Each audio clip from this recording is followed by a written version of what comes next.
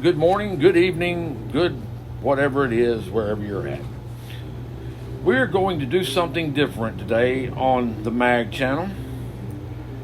For all the younger generation that doesn't know about boxing, I don't want them to forget one of the most explosive 3-round boxing matches of all time. Now called The War, two men went all out trying to knock the other out completely, willing to die in the ring if need be. They were two of the 4 kings of boxing and were out to annihilate each other. The Motor City Cobra, aka Thomas the Hitman Hearns, versus middleweight champion Marvelous Hagler. The challenger, Thomas the Hitman Hearns, eventually became champion in 6 different weight classes, setting records along the way. One of the most devastating punchers of all time. He didn't hit you, he murked you. Trained at the famous Kronk's Gym in Detroit, he met Emanuel Stewart, who eventually became his trainer.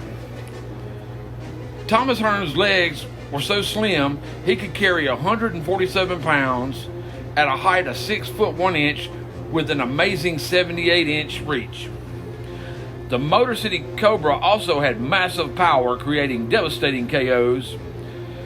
A local Detroit hero, Detroit's favorite son, local papers originally donned him the Motor City Cobra. He preferred the Hitman, and his first 23 fights were by KO. It was amazing how much power he could generate in one punch. He won his first title in Joe Louis Arena in Detroit. His record was 28-0 with 28 KOs. He made the champion look like a secondary opponent. Cuevas was defeated in the second round by Hearns earning the welterweight championship. The second welterweight championship Hearns won. He then faced Sugar Ray Leonard, one of the other 4 kings of boxing.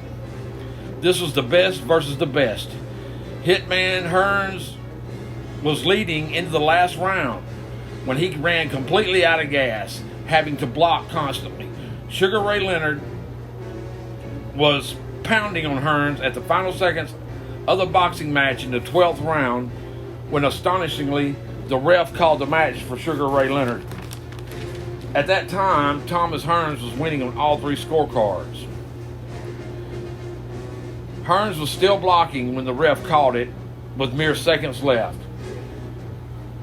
and it devastated Hearns. It ate at him for many years. It cost him his perfect record, but it did cost Sugar Ray Leonard his peripheral vision in his left eye. Hagler had a similar match with Leonard later on in life when they gave the win to Leonard, but that's a story for another time. Now Hearns moved up a weight class to contend for the super welterweight title. Hands of Stone Roberto Duran. Duran was a juggernaut, damn near impossible to hurt, much less knock out. And thus, time had come for Duran and Hitman to face off. Duran had never been KO'd. He'd had never been knocked down. Hitman Hearns KO'd Duran in the second round. Now, Duran had beaten Sugar Ray Leonard before this fight. So, Hearns, Leonard, and Sugar Ray had all fought.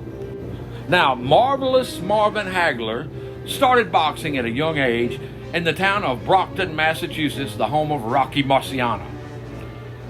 Marvin Hagler worked construction by day and boxed by night against journeyman boxers, amassing one hell of a record and not ever given any title opportunity. Joe Frazier had once told Hagler he would not get a title shot because of 3 reasons. He was black, he was southpaw, and he was good. Marvin Hagler was seek and destroy and so much more. A master of the pugilistic arts, the Petronelli Gym was where Hagler learned his craft. He had tremendous power, but also intelligence and unorthodox speed and determination, as well as a will that no one else had. He said he fought with a monster inside him every time he was in the ring. His technical skills were unmatched, he could lead southpaw and transition to orthodox without ever slowing his attack. Marvin Hagler had to fight his way up in the boxing world. It took a U.S. Senator, Robert Kennedy, to get involved to finally secure Hagler his first title shot against Vito Antuofermo. His perseverance was awe-inspiring during a corrupt time in the boxing world where most would have given up long ago. But Hagler fought until he got his title shot. The title shot went the distance. He obviously had won the fight. He was leading on all three scorecards, but the judges called it a draw, and Vito Antuofermo retained the title. Hagler vowed to never let it go to the judges' hands again. Every fight he improved, and his aggressive style was a fan favorite. His next title shot was in Wembley Stadium in the United Kingdom against new middleweight champion Englishman Alan Minter. Just to note, before he fought Minter, he fought undefeated Yusuf Hamani, marking Hamani in iconic style, knocking Hamani through the ropes all the way onto the announce table, just dropping hurt bombs on Hamani and never let it get to the judges' hands. In 4 years, Hagler hadn't lost a fight, and the two men that had beat him in his past, he came back and destroyed them in a second fight. Hagler's intensity comes from war. That's all that's on his mind when he trains. He never went out, he never got in trouble, and he never let the fame get to his head. All he did was train, and train. Even when he became champion, his workout regimen got harder and harder. He would be jogging, yelling, "War! War! War!" He would be at a motel in Providence, Maine, that was abandoned. This motel having this Bates Motel or the Shining vibe, and he would be there alone training and be running, "War! War!" And he blamed his opponent for him being there. And that's what gave him half his drive. Now, Alan Minter, meanwhile, had said he'd never lose the title to a black man. Now, the fight was in England in Wembley Stadium, and Minter was the hometown crowd favorite. But that did not stop Hagler. Hagler totally obliterated Minter, beating him senseless for 3 rounds. Minter's corner had to step in and stop the fight in the 3rd round. Unfortunately, Hagler had to be let out of the ring before he was given his title due to the crowd at Wembley erupting and throwing stuff at him. He was the only champion title holder to not receive his title in the ring in history. And there at Wembley, Hagler was not going to give up a championship easily once he won it. He came into each fight in the best shape of his life, the epitome of relentless aggression. Hagler's training was done at the same motel time and time again, blaming his opponent for him being there and being alone. He was never not motivated for a fight.